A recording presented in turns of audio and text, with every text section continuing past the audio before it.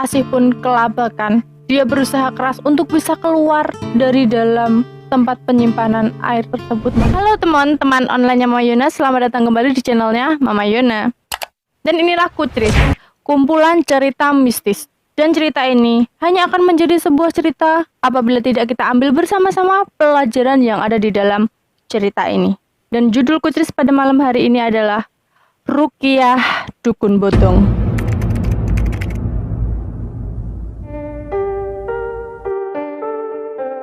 Adalah Asih, seorang gadis cilik berusia 7 tahun, sangat periang, lincah, aktif, ceria, dan senang sekali bermain lari-larian layaknya bocah kecil seusia dirinya. Setiap harinya seringkali Asih habiskan bermain di rumah sang kakek. Sementara sang kakek memang tinggal sendirian, sedangkan Asih tinggal bersama kedua orang tuanya.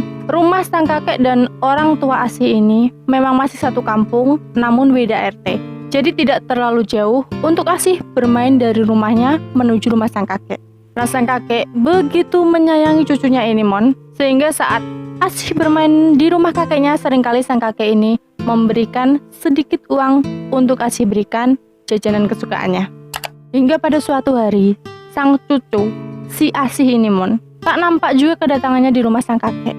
Sampai beberapa hari, tidak ada juga Asih muncul untuk bermain di rumah sang kakek. Si kakek yang begitu menyayangi cucunya tentu saja kepikiran, kenapa nih cucunya kok tidak main juga ke rumahnya? Padahal biasanya cucunya sangat aktif ini setiap harinya selalu bermain di rumahnya. Sehingga kakeknya pun berpikir untuk mendatangi Asih di rumahnya untuk melihat apa yang menjadi penyebab Asih tidak bermain di rumahnya selama beberapa hari ini. Maka pergilah sang kakek ke rumah cucunya, Saat sampai di rumah cucunya, memanggil-manggil nama sang cuculah kakek tersebut, Asih, Asih. Namun yang keluar adalah kedua orang tua Asih. Mereka berdiri di depan pintu tanpa mempersilahkan orang tua mereka alias kakek dari Asih ini masuk. Mereka langsung menanyakan perihal maksud dari kedatangan kakek Asih ini ke rumah mereka, Ada apa, kek? Kok sampai repot-repot datang ke sini? Sang kakek pun mengutarakan maksudnya. Kenapa dia sampai datang ke rumah Asih? Asih di mana ya, Nduk? Kok sudah beberapa hari dia nggak datang, nggak bermain ke rumahku?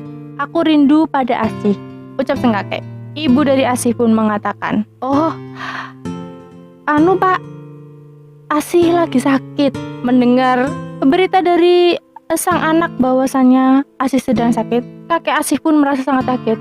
Loh, sakit apa Asih?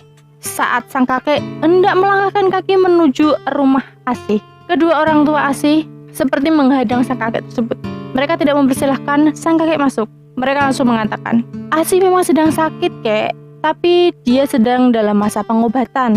Dan orang yang menyembuhkan Asih mengatakan, Asih tidak boleh dijenguk siapapun. Jadi sebaiknya kakek pulang saja. Biarkan Asih menyelesaikan masa penyembuhannya. Nanti kalau Asih sudah sembuh, dia akan bermain lagi di rumah kakek. Begitu ucap kedua orang tua dari Asih. Kakek Asih merasa sedih karena tidak bisa bertemu cucunya. Namun dalam hatinya dia berdoa semoga sang cucu segera lekas sembuh. Dia pun pulang tanpa bisa bertemu dengan cucu kesayangannya. Malam harinya setelah sepulang sang kakek, siangnya berkunjung ke rumah si Asih, Saat sang kakek sedang terbaring, hendak tidur, pikirannya melayang-layang memikirkan sakit apakah gerangan sang cucu. Sehingga dia pun larut dalam lamunannya dan masuk ke dalam alam mimpinya. Tiba-tiba sang kakek mendengar seperti suara ketukan pintu. Sang kakek pun bergegas membuka pintu rumahnya, Di sana dia melihat Asih sedang berdiri, tubuhnya terlihat sangat kurus dan juga pucat. Namun yang paling menyakiti perasaan sang kakek adalah Asih sedang menangis terisak-isak sambil menatap sang kakek. Kakeknya pun bertanya kepada cucunya tersebut, kenapa sih? Kenapa kamu menangis seperti itu? Ayo, Nduk, sini masuk ke dalam rumah. Asih tidak bergeming dari tempatnya berdiri. Dia masih menangis, menatap kakeknya dengan wajah pucatnya. Kakeknya bertanya lagi, kenapa, Nduk? Kenapa kamu diam saja? Kemudian Asih menjawab, tolong, kek, sakit. Tolong, sakit. Ucapan dari Asih yang meminta tolong dan mengatakan sakit terus-menerus berulang-ulang. Dari yang suaranya awalnya kecil, semakin keras, dan akhirnya seperti Asih menjerit, "Tolong, sakit!" Nah, pada saat suara Asih menjadi semakin keras tersebut, kakeknya terbangun dari tidurnya. Ternyata, sang kakek mendapatkan mimpi didatangi oleh Asih.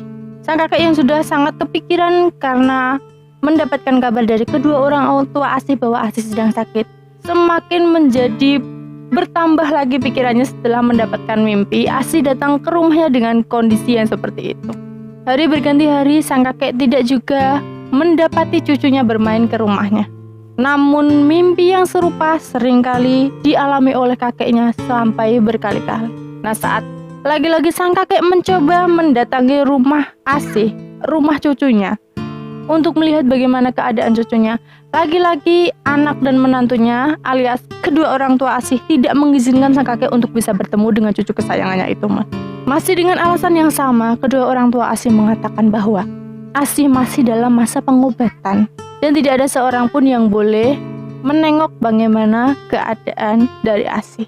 Hingga pada suatu hari, bude dari Asih bermain ke rumah kakek Asih untuk mengunjungi orang tuanya ini, Nah, bude dari Asih ini merupakan anak sulung dari sang kakek.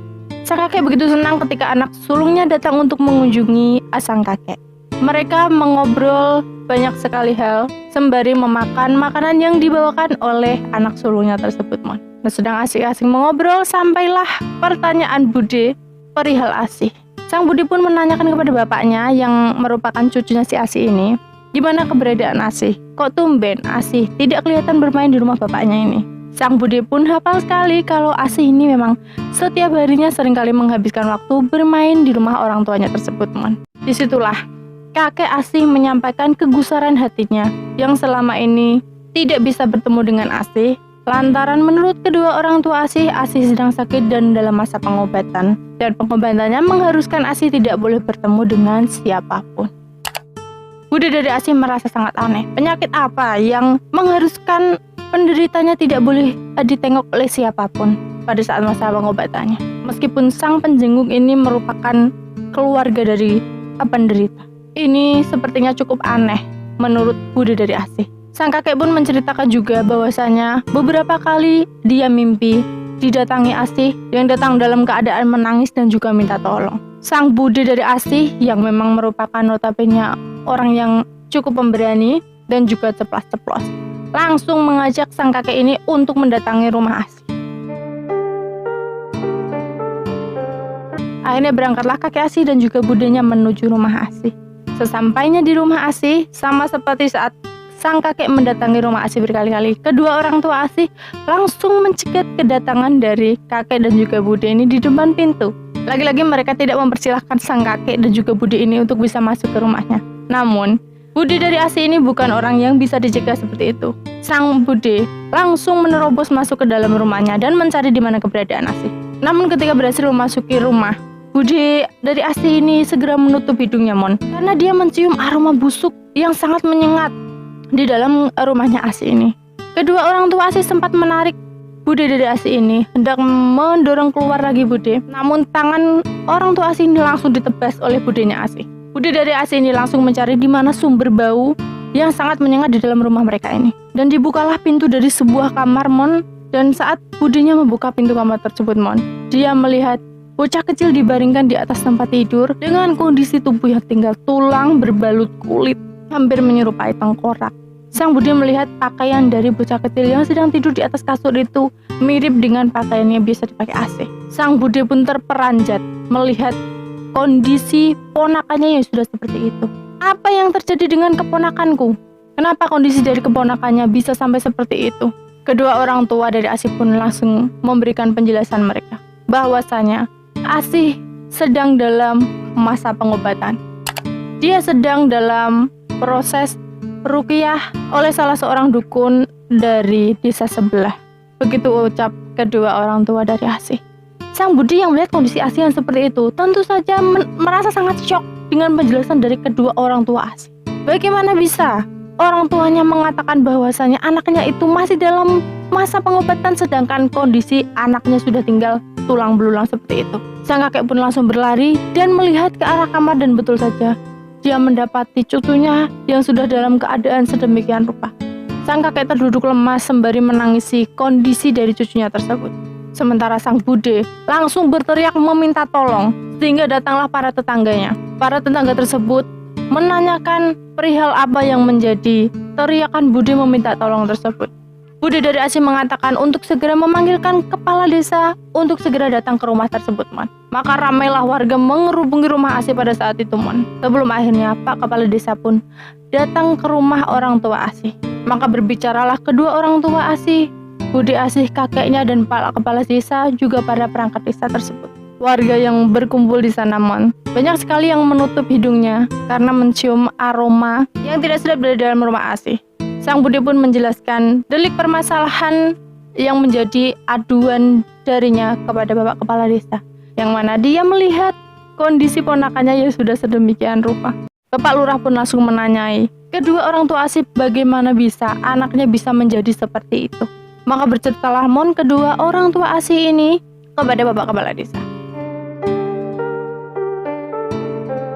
Pada suatu sore saat kedua orang tua Asih ini sedang memarahi Asih di depan rumah karena Asih lari-larian terus dan tidak bisa diberitahu untuk berhenti. Ada seorang tetangga desa yang lewat. Dia mengatakan bahwa tingkah Asih ini tidak seperti layaknya bocah pada umumnya. Dia terlalu aktif bergerak dan polanya ini benar-benar seperti bocah yang kerasukan. Begitu kata tetangga yang lewat saat melihat tingkah pola Asih. Kedua orang tua Asih yang mendengar pernyataan dari tetangga ini pun seperti mengiyakan apa yang diucapkan oleh tetangganya tersebut. Kemudian tetangga desanya itu mengatakan, Mon, aku memiliki kenalan seorang orang pintar.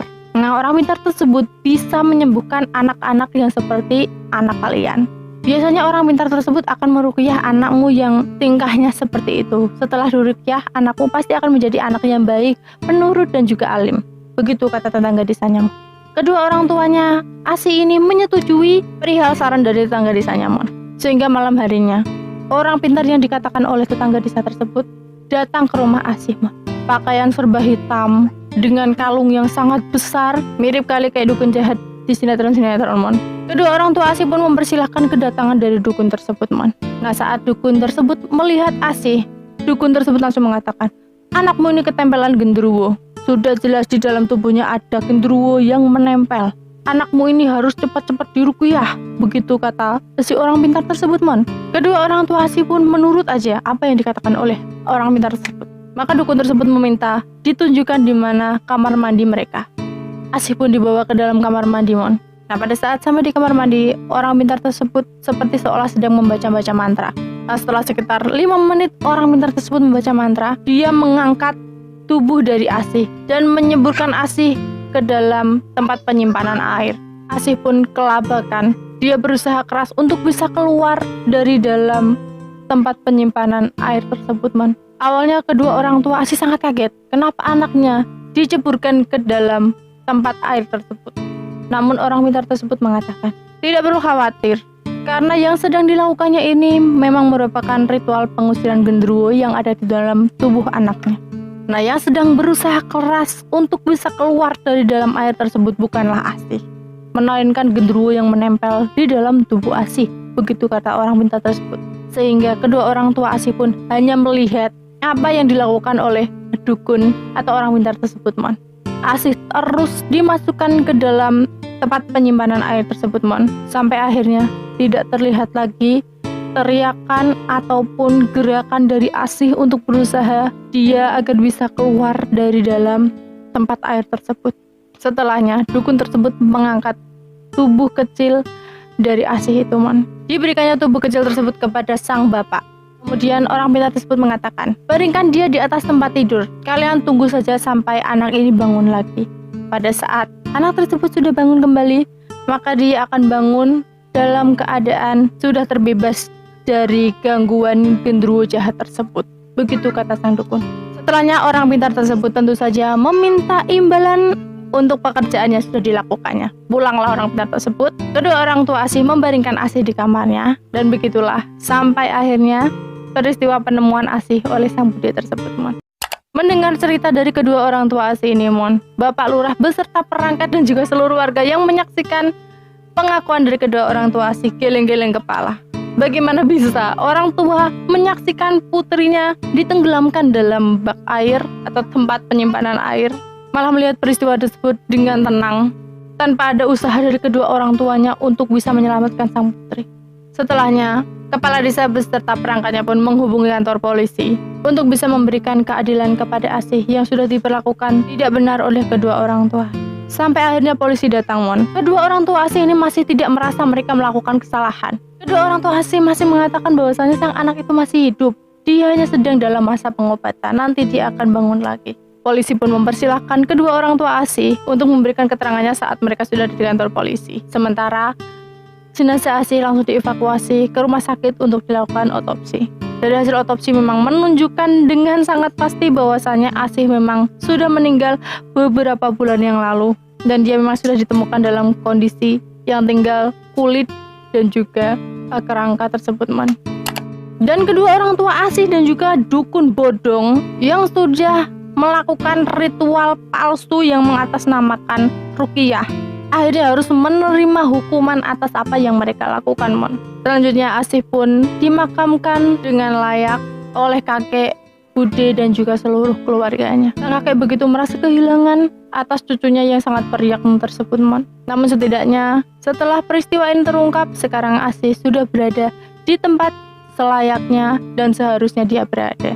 Nah, itu tadi Kutris kumpulan cerita mistis dari Mama Yuna hari ini, Mon. Seperti apa pendapat kalian tentang ruqyah dukun bodong ini, Mon?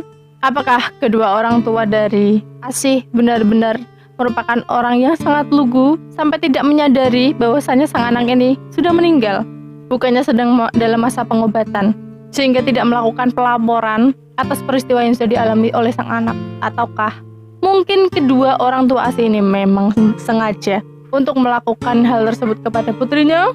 Dan juga kira-kira apa pelajaran yang bisa kalian dapat dari cerita Mama Yuna hari ini? Kalian boleh banget tulis komentar kalian di kolom komentar ya. So, terima kasih banyak sudah menonton video Mama Yuna hari ini. Kurang lebihnya Mama Yuna mohon maaf. Jangan lupa klik tombol like, subscribe, dan aktifkan lonceng notifikasinya. Sampai ketemu lagi di video Mama Yuna selanjutnya. Dadah.